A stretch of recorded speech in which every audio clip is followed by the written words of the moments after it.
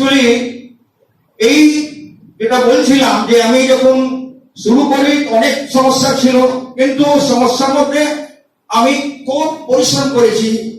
একখানা product launch হয়েছিল 2004-এ, দুটো প্রোডাক্ট, একটা মানে টুথপেস্ট আর একটা 8.5 টাকা সাবান, যেটা লাক্স থেকে বেটার ছিল। যখন দুটো প্রোডাক্ট লঞ্চ হলো তখন ওই প্রোডাক্ট নিয়ে আমি যখন কাউকে বলতাম কি দেখো আমাদের একটা সাবান বেরিয়েছে, সাবানটা লাক্স থেকেও বেটার আছে, তখন আমার একজন বন্ধু আছে ব্যানার্জি, আমার পাশে থাকতো, তো ও একটু ঠাট্টাও করতো আর একটু মানে জ্বলতো বেশি। তো যেই ও দেখলো কি সাবান এসছে, এবার সাবান বিক্রি করবে তো পয়সা পাবে। তো আমি বললাম কি দেখো 8.5 টাকা আমাদের সাবান বেরিয়েছে। ও আমাকে কি বলছে, আরে মাটি বল মাটি, 8.5 টাকা কি সাবান পাওয়া যায়? তো আমি বললাম কি তোমার জন্য এটা মাটি, আমার জন্য এটা একটা ভাগ্য চেঞ্জ করার একটা প্রোডাক্ট। এবার তুমি কি বুঝলে সেটা তুমি বোঝো, কিন্তু আমি বুঝলাম, আমি এটা ইউজ করে দেখেছি যে কত ভালো। আর ওকে আমি একটা এক্সট্রা দিলাম কি একবার তুমিও ইউজ করো। ও আমাকে কি বলছে, এটা সাবান নাকি? আমি বললাম না যে মাটি। আমার গিন্নি বলছে কি ওর সারা গা চুলকানি ধরে নিয়েছে ওই সাবান মাখতে গিয়ে। আমি ভয় মাখলাম না, আমি ওকেই বললাম যে তুমি মেখো। ও মেখে বলছে কি না না মাখিস না, আমাদের চুলকানি ধরেছে। আমি বললাম দেখ তোমার গিন্নি চুলকানি ধরেনি, চুলকানি তোমার ধরেছে কেন তুমি ভেবে নিয়েছো কি আমি যদি সাবান কিনি তাহলে টাকা আমার বাড়িতে আসবে, সেই চুলকানি তোমার। তো বন্ধু কষ্ট করেছি, কষ্টের রেজাল্টটা কি আজকে দেখছেন এই এগরা একটা ছোট্ট প্লেসে। আপনারা নিজেই বুঝতে পারছেন কি একজন থেকে শুরু হয়েছিল, একজন থেকে শুরু হয়ে এই ব্যবসা আস্তে আস্তে মানুষকে বুঝিয়ে বুঝিয়ে বুঝিয়ে বুঝিয়ে আজকে কোন জায়গা দখল করে নিয়েছে। আজকেও যারা ভাবছেন শুধু ভাবছেন, তার জন্য একটা ছোট্ট গল্প বলে দিই, খুব মজা পাবেন। একটা ছেলে একটা মেয়ে বাচ্চা থেকে একটা স্কুলে পড়ছিল, পড়তে পড়তে স্কুল পাস করলো, স্কুলের পর কলেজে গেল, দুজনেই গ্রাজুয়েট হয়ে গেল।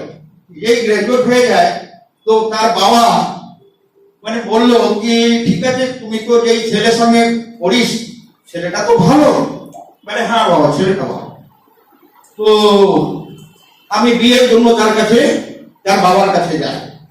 তো মেয়েটি বললো সেটা তুমি বোঝো। তো সে তার কাছে অ্যাপ্রোচ করে, অ্যাপ্রোচ করার পর ছেলে আবার বেশি মানে পাকা তো, ও বললো কি না ঠিক আছে বিয়ে আমি কখন করবো, যখন আমি বুঝবো যে বিয়ে করলে খুব লাভ আছে, যখন বিয়ে করলে লাভ হবে তারপরে আমি বিয়ে করব, আমি আগে বিয়ে করবো না। তো এবারও সবার সঙ্গে এই বিয়ের লাভ আছে এই জিনিস করতে করতে কাকা কাছে মাসি কাছে মেসো কাছে চাচা সবার কাছে শুধু এটাই জিনিস করতে 3 বছর কাটিয়েছে। 3 বছর কাটালো, তারপরে কি হলো কি তার বাবা মেয়ের বাবা ভাবলো কিনা ওই ছেলেটা বোধহয় করবে না, ও ইন্টারেস্টেড নয়, ও মেয়ের বিয়েটা দিয়ে দিয়েছে। মেয়ের বিয়ে হয়ে গেল, এখন শুধু খবর নিচ্ছে যে সত্যি কি সে বিয়ে করলে কোনো লাভ আছে। শেষে বাবাকে জিজ্ঞেস করছে, বাবা আমি বিয়ে করবো, বিয়ে করলে কি লাভ আছে? আমি সবাইকে জিজ্ঞেস করেছি, আমি কিন্তু স্যাটিসফাইড হয়নি। বাবা বলছে সালা নমক হারাম, আমি যদি বিয়ে না করতাম তাহলে কি তুমি এখানে আসবে? তখন ওই ছেলেটা বুঝতে পেরেছে, তারপরে দৌড়তে দৌড়তে দৌড়তে ওই মেয়ের কাছে গেছে। ওর দরজা নক করেছে, দরজা খুলেছে, দরজা নক করেছে, বাচ্চাকে কোলে নিয়ে এসছে। তখন বলছে কি দেখো আমি সব জায়গা থেকে খবর নিয়ে নিয়েছি, বিয়ে করলে লাভ আছে, এবার আমি বিয়ে করবো। এবার বিয়ে করবো, কিন্তু এটা বলো তোমার কোলে কে? মেয়েটি বলছে কি বেটা बोलो मामा जी नमस्कार।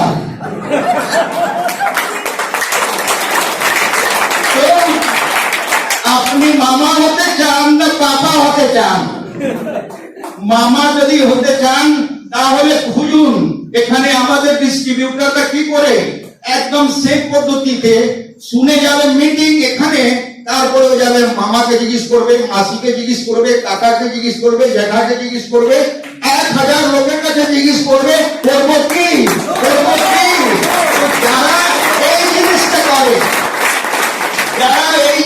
করে, তারা কি হয় ডাউনলাইন হয়ে যায়, আর যারা জিজ্ঞেস করে না তারা কিন্তু তার আপলাইন হয়ে থাকে।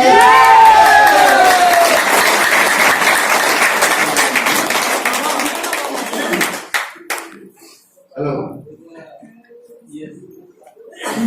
যারা আজকে এসছেন মিটিং এ, যাকে জিজ্ঞেস করতে যাবেন ও আজকে আর বোঝে না, আর আপনি পুরো সেমিনার শুনছেন, তো আপনার ডিসিশন আপনাকে নিতে হবে।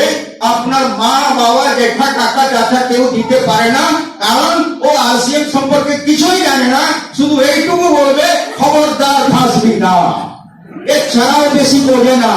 এসব তাহলে কি নতুন যারা আসছেন তারা কি আবার যাবেন কাউকে জিজ্ঞেস করতে? লাইফটা আপনার, আপনি যদি বুঝতে পারেন তাহলে আজকেই ডিসিশন নিতে হবে, না হলে আবার ওই মামা হয়ে যাবেন।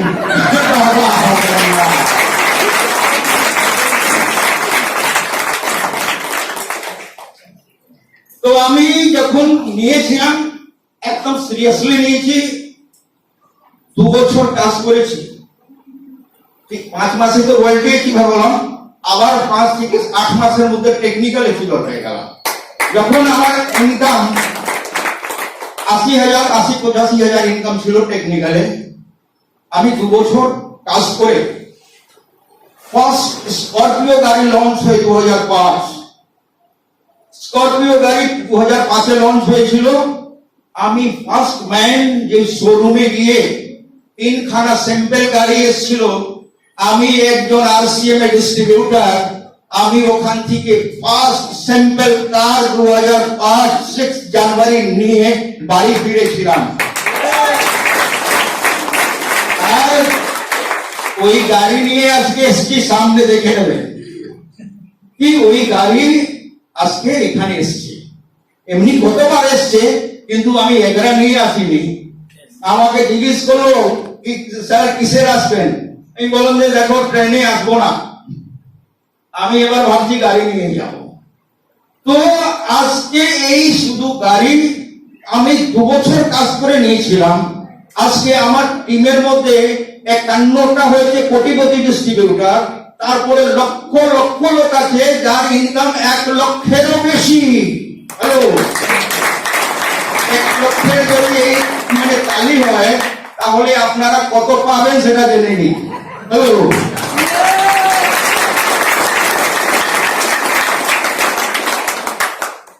তো আমি ছিলাম তখন একা। আজকে আমি সেই সময় খুব পরিশ্রম করেছি। আমি প্রতিটি স্টেটে আমাকে যেতে হতো, কেন কোনো লিডার ছিল না, সবাই ছিল নতুন, কোনো এই ব্যবসায় মানে ये ছিল না, किसी को कोई जानकारी नहीं था इस बिजनेस के विषय में।